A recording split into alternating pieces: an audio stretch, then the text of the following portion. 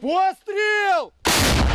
The European Union said Friday it has provided $48 billion of military aid to Ukraine since Russia's 2022 invasion. The bloc has also begun providing military and civilian aid to Ukraine using profits from $300 billion worth of confiscated Russian assets following an EU agreement struck in May. We have mobilized the first tranche of windfall profits from Russia frozen assets. It's 1.4 billion.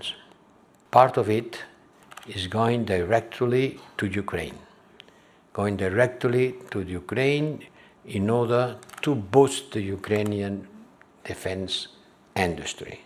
By March, we will have the second tranche of the windfall profits. Moscow on Thursday described the transfer of profits from its frozen assets as theft and warned of legal consequences.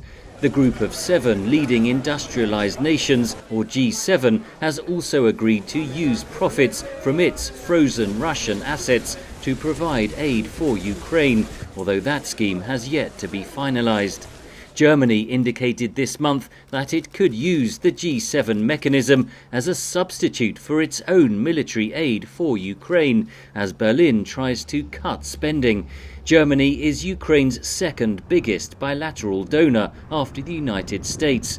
The political signal that it sends is devastating, that the biggest donor in absolute terms in Europe, Germany, suddenly stops its support for Ukraine. The idea of the G7 instrument was to communicate to Vladimir Putin that it doesn't make sense for him to wait, to outweigh the West, right? That he cannot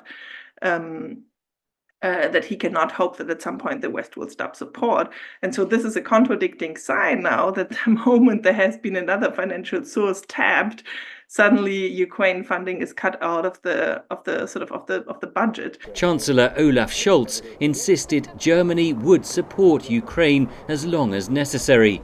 Meanwhile, the European Union Thursday urged member states and Western allies to lift restrictions on Ukraine using long-range missiles to target sites inside Russia. Henry Ridgwell, VOA News.